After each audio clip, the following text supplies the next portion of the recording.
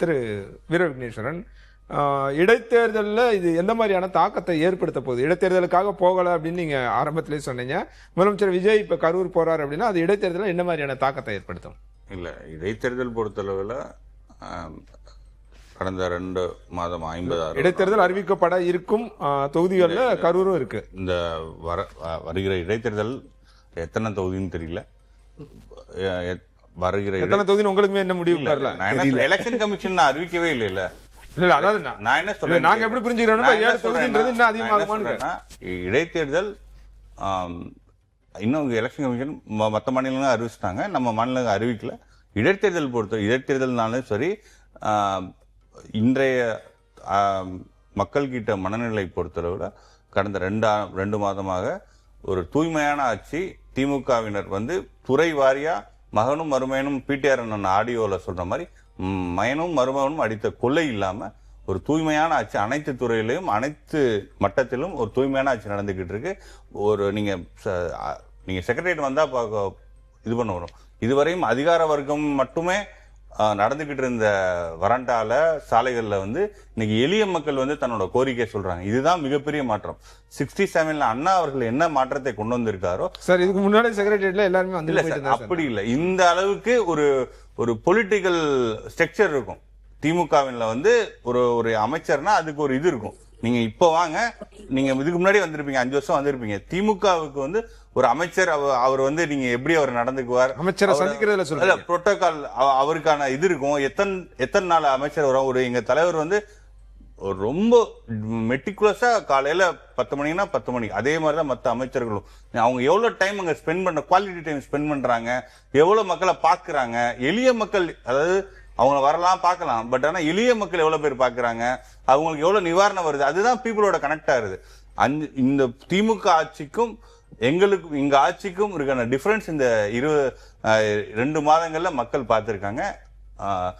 எந்த தேர்தல் வந்தாலும், இடைத்தேர்தலா இருக்கட்டும், அடுத்து வர எம்பி எலெக்ஷனா இருக்கட்டும், வெற்றி தலைவர் தளபதி அவர்கள் 100% வெற்றியை பதிவு செய்வார். ரைட், இதே உங்களுடைய நிறைவு கருத்தை எடுத்துக்கிறேன் திரு சிவபிரியன். இது எலெக்ஷன்ல எப்படி, பை எலெக்ஷன்ல எப்படி இம்பாக்ட் பண்ண போகுது? அவருக்கு முன் வச்ச அதே கேள்விதான். இது ரொம்ப டார்கெட்டடா திருச்சி கிழக்கு, அடுத்து கரூர், அப்படிதான் அவர் பயண திட்டத்தை திட்டமிடப்படுகிறதா?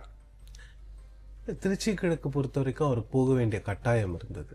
போகாமலே ரிசைன் பண்ணிட்டு. இல்ல, அது ஏன் அந்த கேள்வினா, அந்த அன்னைக்கு பேசின பேச்சுமே கூட ஸ்பீச் பாத்தீங்கன்னா கிட்டத்தட்ட கேம்பெயின் மாடல்ல தான் இருந்தது.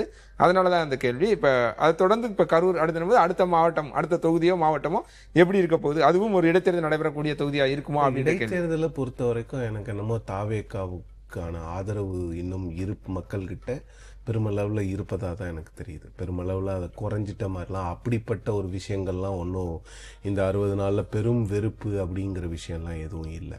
பட் விஜய் அவர்களை பொறுத்தவரையில் அவர் இடைத்தேர்தலில் வந்து நிச்சயமாக பிரச்சாரம் பண்ணுவாருன்னு நினைக்கிறேன். ஏன்னா அவருக்கு வந்து ஒரு 10-11 இடங்கள் அவருக்கு தனிப்பெரும்பான்மை பெறுவதற்கு குறைவாக இருக்கிற நேரத்தில் அந்த இடைத்தேர்தல்களே அந்த கேப்பை பிரிட்ஜ் பண்ணுறதுக்காக நடத்தப்படுறது தான். இவங்க ரிசைன் பண்ணிட்டு வந்து அப்புறம் தான் அதுலதான் இன்னொரு கேள்வி. இல்ல அவங்க ரிசைன் பண்ணிட்டு தான் பொதுவான ஒரு உங்களுக்கு தெரிஞ்சிருக்கும் பொதுவான பார்வை கரூரை பொறுத்த வரைக்குமே வந்து திமுக கரூர் இன்சிடென்ட்டுக்கு பிறகு திமுக வேணா தாவேகா வேணாம் சொல்லி அதிமுக ஓட்டு போட்டு எம்ஆர் விஜயபாஸ்கரை ஜெயிக்க வச்சாங்கன்ற ஒரு பார்வையும் இருக்கு. இப்ப அவரும் தாவேகா கூட இருக்கும் போது அந்த முடிவுகள் எப்படி இருக்க போகுது? இல்ல, டிஎம் நாங்க தான் செகண்ட் வந்திருக்கோம், திமுக தேர்ட் தான் வந்திருக்கு. அப்படி நீங்க பாக்காதீங்க. இல்ல சார், ஜெயிச்சவங்க தானே கணக்கு. யாரு வெற்றி அடைஞ்சாங்களோ திமுக தாவேகா இல்ல அதிமுக தான் வெற்றி.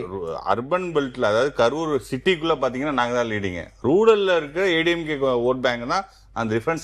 இந்த பிரேக்கப்லாம் ஒரு ஓட்டுல ஜெயிச்சாலும் வெற்றி இல்ல, டிஃபரன்ஸ் சொல்றேன். இந்த பிரேக்கப்ல நாங்க தான் லீடிங். ரூரல்ல இருக்க ஏடிஎம்கேயோட ஓட் பேங்க் தான். கரூர் தொகுதி ஜெயிச்சது யாரு? நான் என்ன டிஃபரன்ஸ் சொல்றேன்னா, நாங்க அப்படிலாம் மக்கள் அப்படி போடல.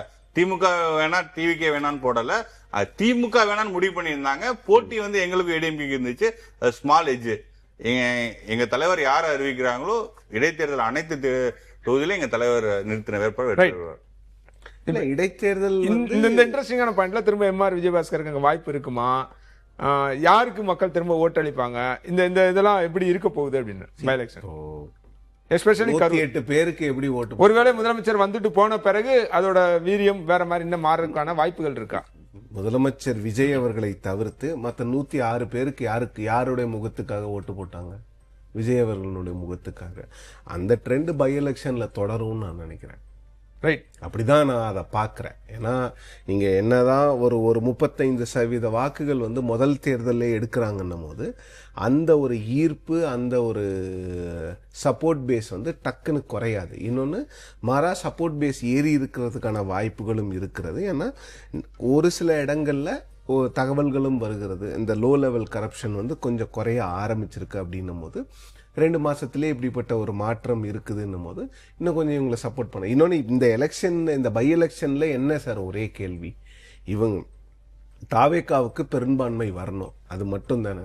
விஜய் அவர்கள் என்ன சொல்லுவார் போய், எனக்கு சப்போர்ட் பண்ணீங்க, கொஞ்சம் கம்மியாக பண்ணிட்டீங்க, இன்னும் ஒரு 10 பேர் இவங்களை ஜெயிக்க வச்சிங்கன்னா எந்த பிரச்சனையும் இல்லாமல் நான் பாட்டுக்கு நான் என் வேலையை பார்ப்பேன், உங்களுக்காக மட்டுமே நான் வேலை செய்வேன்னு சொன்னார்னா மக்கள் ஏற்றுப்பாங்கன்னு தான் நான் நினைக்கிறேன்.